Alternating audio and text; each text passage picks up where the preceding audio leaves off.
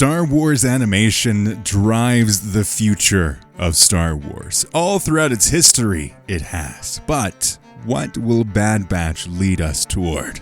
Welcome to Star Wars Uplink.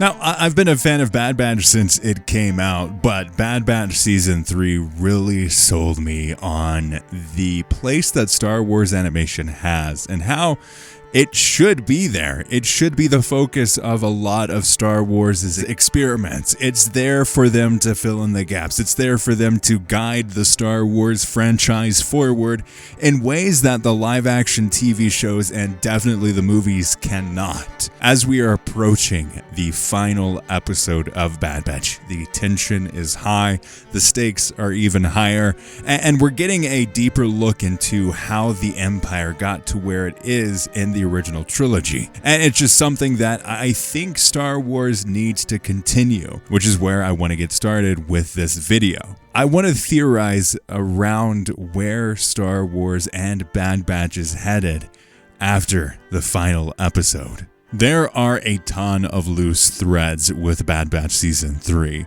pieces that have been set up very strategically, in my opinion, to lead on to something in the future. It's clear in how we've gotten teases around Palpatine. We've got the Zillo Beast that was introduced in Season 2, and we've got the continued experiments of Hemlock and his experimentation with M-count and cloning. And this is just one of many experiments within the halls of Mount Tantus.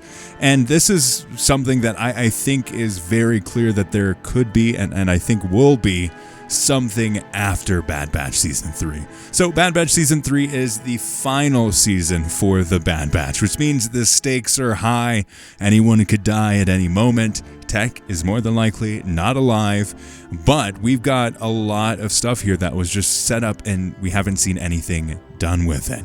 So I want to start with one theory that I think they could be setting up for, and that's a continuation with Omega and Omega's story. And I think there could be a future with Omega and Imri in this arc where they just kind of like take the next steps into saving the clones. Maybe they get roped into Rex and Cody's faction with Echo and start to make some meaningful efforts and changes within the galaxy in terms of how clones are treated, or the placement of clones and how they can be set up for something later on. Because as we see in Rebels, we know they survive through that, but the specifics of that are still open for interpretation. No matter what direction we go in, there will not be a continuation of what we know as the Bad Batch. This is the final episode that will see them all teamed up and ready to rock and roll. Whatever is going to happen in this episode is going to have ramifications for what is going to happen next. And I don't think they're all going to die, but I do think that there is going to be something pretty substantial that they're leading toward that makes it necessary for the Bad Batch to disband as we know it. And there are multiple paths this way. I think there is potential for Omega to go the Ventress route, which I've seen a lot of people theorize around, and I honestly wouldn't hate that idea. I think it'd be interesting to see this kind of like early stages, even if Omega doesn't end up being a Jedi. I think there's potential for an interesting story there because of just the specifics and seeing Ventress back doing something, getting some more details and exploration into Ventress as a character, how she got to where she is, how she survived what she survived. There's a lot of stuff there. What does it look like for the place of a Jedi as monumental as Ventress was, as well feared as she was? What does it look like for her in this new Star Wars galaxy?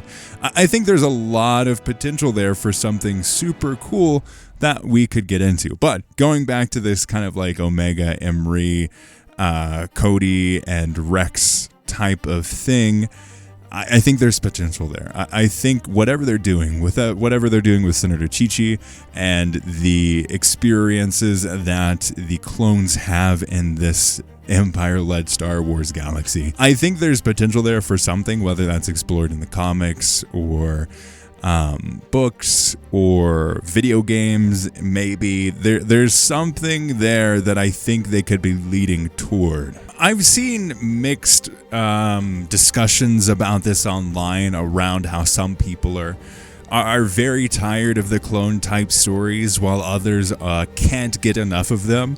I was scrolling through Twitter, and what was funny is the two people that I follow they were talking about the same thing, but in complete opposite ways. One person was like, man, I can never get enough of clone stories in Star Wars. They are my favorite. I think there's such an interesting depth to them. And then immediately after, I scrolled down just a little bit, and someone completely different was like, nah, I actually hate all of the clone stories. And I'm kind of tired of this time period in between Order 66 and the original trilogy. So I've seen mixed results and mixed discussions around this idea, but I think there's such a wealth of stories to see the impacts that the clones had. The Clone Wars was this throwaway topic that was just mentioned in the original trilogy, and then came on to be fleshed out in 2 different animated shows in 2 different ways. And I think they were both very successful, and I think there's opportunities here for more stories within that time frame. I'm personally not tired of them. The beautiful animation styles that they have now is just something that I would love to see continued. I think they've really fine-tuned that. Obviously, we'll see stuff from like Tales of the Empire and Tales of the Jedi in that style and format, but I think there is just a benefit for this longer running show with a longer runtime. I think the average episode for Tales of the Jedi or Tales of the Empire is like 8 to 12 minutes maybe, and there's only 6 episodes of them. So like the amount of time that one series does is about like 1.5 Bad Batch episodes. So there's different stories that they can tell with this longer type of format that I think is just really useful in Star Wars right now. But in terms of the second theory that I have for what could be next for the Bad Batch, or what comes after the Bad Batch, honestly would love to see the Empire side. I would love to see Hemlock in this like very political like strategy type role. I think there could be a lot of suspense there. Maybe Emery is trying to deal with the ramifications of her actions with Nala Se, and I think there's potential there for something really fascinating within that time frame, within that, like what does it look like when you kind of cross the Empire but have a lot to still give the Empire. I think there's potential there for something really fascinating when we look at that story. Will they end up going that route? I don't know. I do refer to 2024 as kind of like the year of the dark side. We're getting Acolyte, we're getting Tales of the Empire, we're getting these darker stories within Star Wars that we haven't had for quite some time. And I just think it's really interesting, and I think those stories are some that we haven't seen in Star Wars yet and be perfect for animation. So I personally would love to see this kind of like underground networking type of thing with the Empire and how they get into power and how they utilize a lot of the power across the galaxy to keep it that way.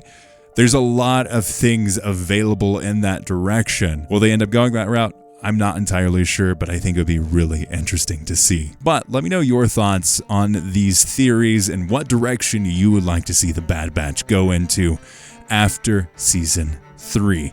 Do you think there is going to be something? Let me know in the comments below, and as always, check out our podcast, and may the Force be with you.